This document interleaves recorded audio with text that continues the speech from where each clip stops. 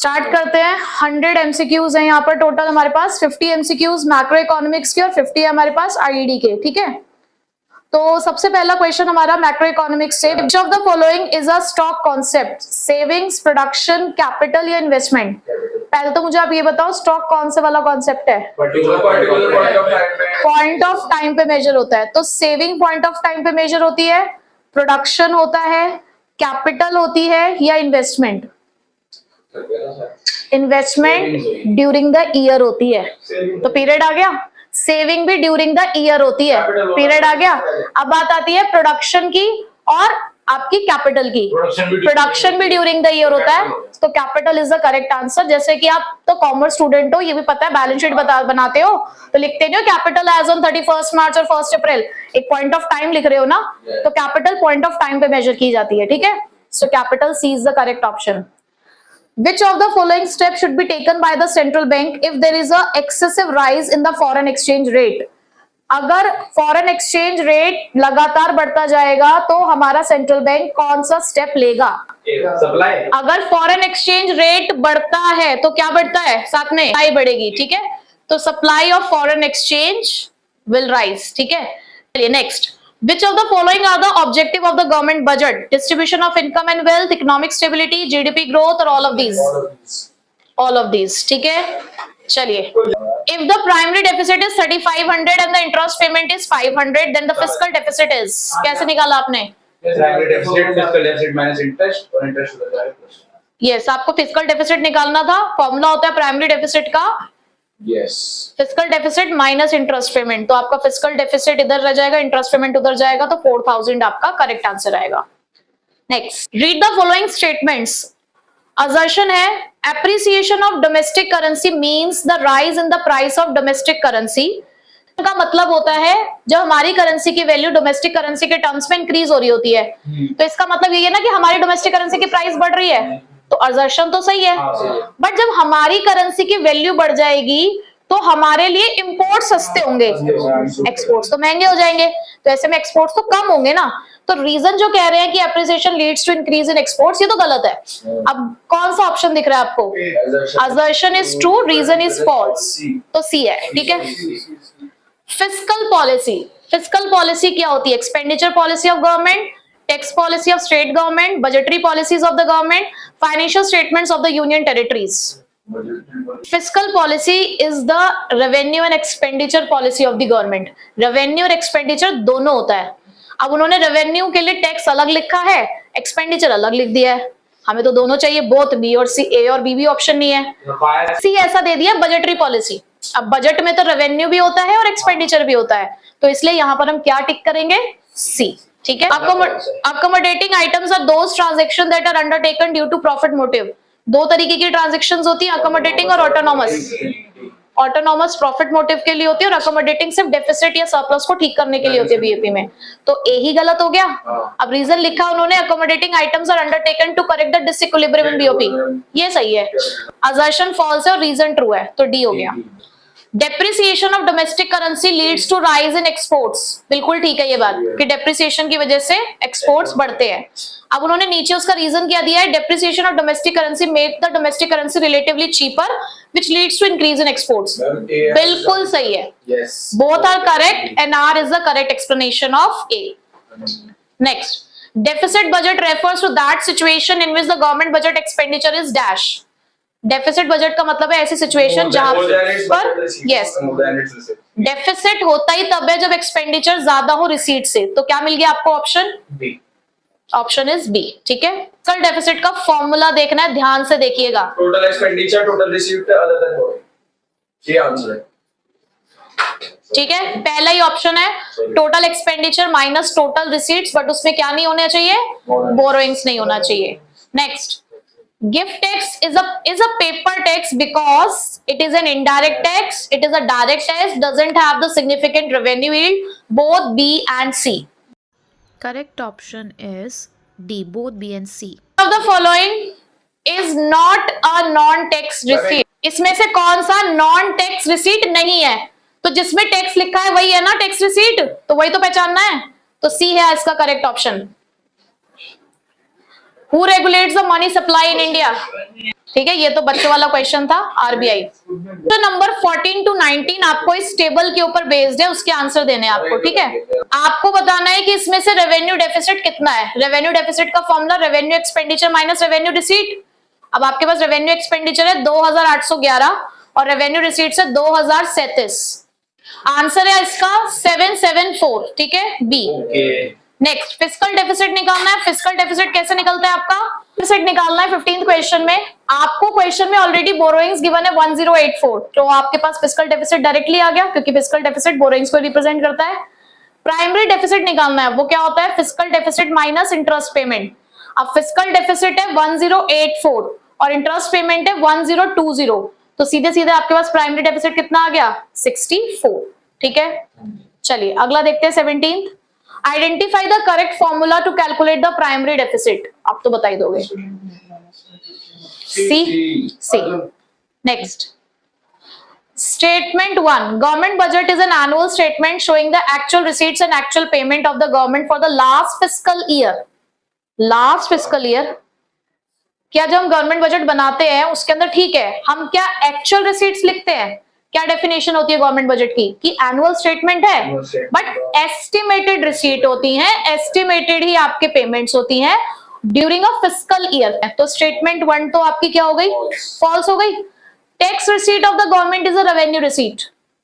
Tax receipt जो है वो रेवेन्यू रिसीट का पार्ट है, तो ये तो सही है।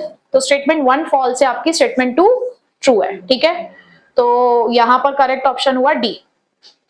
Which of the following again is not a non-tax revenue receipt? कौन सा नहीं है नॉन टैक्स? GST।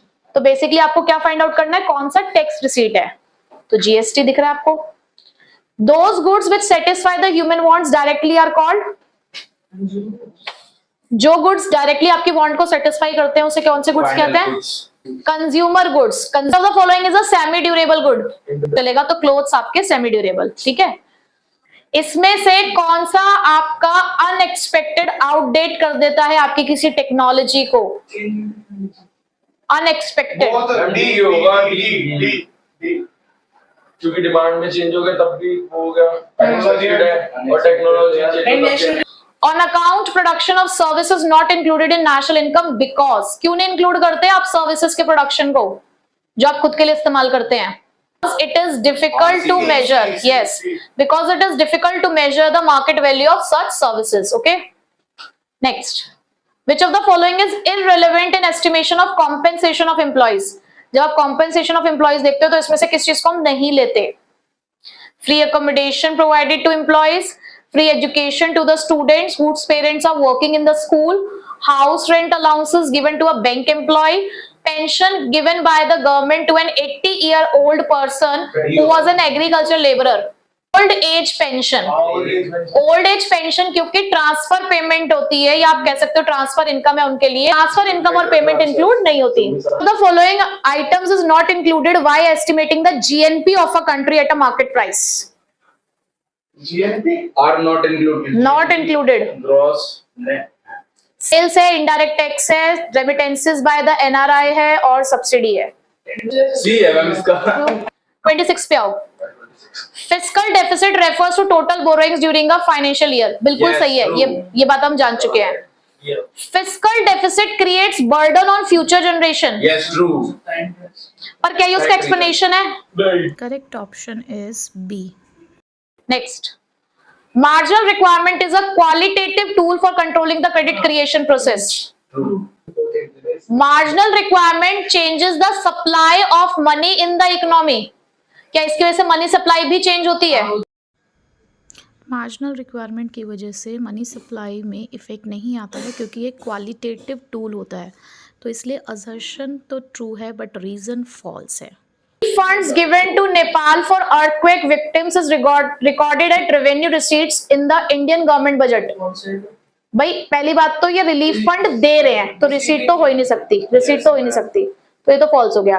रीजन बोला गया है, revenue receipts are those which neither create liability nor reduce the assets.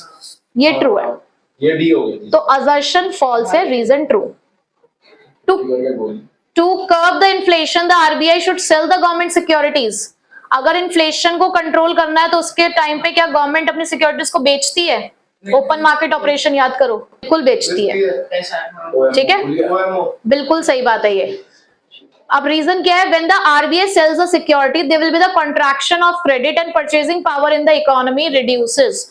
अब उससे क्या होगा? Contraction of credit. Contraction of credit का मतलब क्या होता है? एक्सपेंशन का मतलब होता है बढ़ना, कंट्रैक्शन मतलब होता है कम होना। तो इकोनॉमी में क्रेडिट कम सर्कुलेट होगा, जिसकी वजह से परचेजिंग पावर जो है वो कंट्रोल हो जाएगी। तो बिल्कुल सही बात है, both are true and R is the correct explanation. Next, rent received by the Indian real estate company from the Google in New York would be recorded on the credit side of capital account। पहली बात, rent receive किया है आपने, क्या rent receive होना capital receipt है या revenue receipt है? पहले तो ये बताओ, कैपिटल है या रेवेन्यू? रेवेन्यू रिसीट है। और इनफ्लो ऑफ फॉरेन एक्सचेंज कहाँ रिकॉर्ड करते हो? डेबिट और credit? Credit. Capital account of BOP record all those transactions between the resident of a country and rest of the world which causes a change in the assets or liabilities of the resident of a country or its government। सही कह रहे हैं वो, capital account ऐसी ही transactions को record करता है जो एसेट्स और लाइबिलिटीज को अफेक्ट करता है। बट असर्शन फॉल्स है, रीजन ट्रू है। रेंट रिसीव हुआ, मैंने पूछा था आपसे यही क्वेश्चन कि वो कैपिटल रिसीट है या रेवेन्यू रिसीट है, आपने पहचान लिया कि रेवेन्यू रिसीट है। रेवेन्यू रिसीट कहाँ रिकॉर्ड होती है? करंट अकाउंट में, भले ही क्रेडिट साइड में रिकॉर्ड होगी लेकिन करंट अकाउंट में। तो असर्शन तो फॉल्स हो गया। रीजन में उन्होंने ये बोला कि कैपिटल अकाउंट ऐसी ट्रांजेक्शंस को रिकॉर्ड करता है जो एसेट्स और लाइबिलिटीज को अफेक्ट करता है, तो ये तो ट्रू है। तो assertion false, reason true. Deficit is the difference between government total expenditure and the total receipts excluding borrowings। So D is the correct option. When we compare the BOP and BOT, we understand that BOP and BOT can be used interchangeably. Both indicate the economic prosperity to the same extent. BOT is a subset of BOP or all of the above. Correct option, BOT is the subset of BOP. High powered money refers to the money produced by high powered money। देखो high powered, नाम में power है। अब आप देखो आपके पास जितने भी ऑप्शन है उसमें सबसे ज्यादा पावर किसके हाथ में है? RBI and government, so correct option is D, both A and C. Next, which of the following pair is not correctly matched with regard to balance of payment? Not correctly matched। क्या import current account के debit side में लिखे जाते हैं? बिल्कुल सही बात है। Receipt of transfer payment credit side में लिखी जाती है करंट अकाउंट के। रिसीट है, रिसीट क्रेडिट साइड में आती है ना सारी, ये तो सही बात है। अब आपको ये जानना है क्या ट्रांसफर पेमेंट करंट अकाउंट में आती है? आती है, यूनिलेटरल ट्रांसफर्स। यूनिलेटरल ट्रांसफर्स होती है ना, तो ये बात तो सही है। Direct investment receipt credit in the capital account, portfolio investment payment debit in the current account. देखो इन्वेस्टमेंट्स आपकी करंट अकाउंट में तो नहीं आ सकती,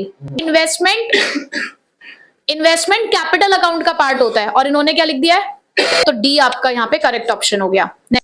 Statutory liquidity ratio is the ratio of demand deposit of the commercial bank which it has to keep with itself in the form of specified liquid assets। Yes ma'am, true। SLR commercial bank को अपने पास ही रखना होता है, Yeah ma'am, true। कुछ liquid assets की form में, तो ये तो ट्रू है। Statutory liquidity ratio is a component of legal reserve ratio which affects the credit creation in the economy। सही बात है ये भी। तो Both are correct, but R is not the correct explanation of A. very good। Credit creation comes to an end when total cash reserves become equal to the initial deposit। True। जब reserve initial deposit के बराबर हो जाती है तब आपका credit creation process खत्म हो जाता है, बिल्कुल सही बात है। Value of multiplier is determined by the LRR, ये भी सही है। Yes, true। ये भी सही है। और क्या ये उसको करेक्टली डिफाइन करता है? Yes ma'am। ठीक है। So both are correct and R is the correct explanation of A. Next, match करना है आपको suitable pair. Commercial bank cash credit, banker of the government money multiplier, 1/LRR central bank, bank rate interest rate. चलिए commercial bank को मैच किया आपने cash credit से, banker to the government हुआ central bank, 1/LRR money multiplier हो गया, और बैंक रेट किससे मैच कर रहा है आपका? इंटरेस्ट रेट से। ठीक है, तो सी आपका करेक्ट ऑप्शन है। Are those goods and services that are collectively consumed by the public. Public goods are excludable and the rivalrous in the nature। Statement 1 is correct and statement 2 is false, so C is the correct option in this question। If there is a deficit in current account it is balanced by, अगर current account में deficit है तो कहां से आप balance करते हो? Foreign exchange reserve को विड्रॉ करते हो, सेंट्रल बैंक से बोरो करते हैं, या both A and B? Both A and B, ठीक है। Question number 40, calculate the total deposit created if the initial deposit is 700 and LRR is 10%। 700 into 1 upon LRR, तो 700 1 upon 10% लिखोगे, ऊपर 100 जाएगा, 100 upon 10 बेसिकली 7000 आ जाएगा आपका, ठीक है।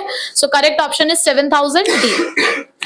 फॉर्मूला क्या यूज किया आपने? Initial deposit into 1 upon LRR, ठीक है। 31, the current account tracks actual transaction such as import and export. सही बात है या नहीं? बात तो सही है। इंपोर्ट और एक्सपोर्ट ही रिकॉर्ड करता है एक्चुअल ट्रांजैक्शन, बट ये यूनिलेटरल ट्रांसफर्स को भी लेता है। चलो आगे की बात और देख लेते हैं। Current account includes all these items expressing the change in stock. तो आप कह सकते हो असर्शन ट्रू है लेकिन रीजन फॉल्स है। The government of India decided to vaccinate the adult population of India without any charge. This would categorize as revenue nature income, revenue nature expenditure, capital nature expenditure और capital nature income. Government of India ने पैसा खर्च किया है basically, अगर मैं कहूं तो पब्लिक वेलफेयर के लिए, ठीक है। अब अगर गवर्नमेंट ऐसा कोई पैसा खर्च कर रही है तो क्या आप बताइए उसकी कोई लाइबिलिटी कम हुई? नहीं भाई कैपिटल का नेचर तो हम ऐसे जज करेंगे ना कि कोई लाइबिलिटी कम हुई? नहीं। कोई एसेट खरीदा उसने? नहीं। तो ये खर्चा तो है, तो कौन से वाला खर्चा है? रेवेन्यू नेचर का खर्चा है, ठीक है। चलो next, doctor Newman an economics teacher was explaining the concept of minimum percentage of total deposit to be kept by the commercial bank with themselves as per the norms and the statute as per the norms prevailing in the country from the following choose the correct alternative. जो पैसा हमारी जो government है, sorry central bank है हमारा, वो रखवाता है commercial bank को, कहता है कि अपने पास भी कुछ रिजर्व संभाल कर रखना होता है। अपने पास वाला रिजर्व कौन सा होता है? SLR डी, ठीक है। CRR सेंट्रल बैंक के पास, SLR अपने पास।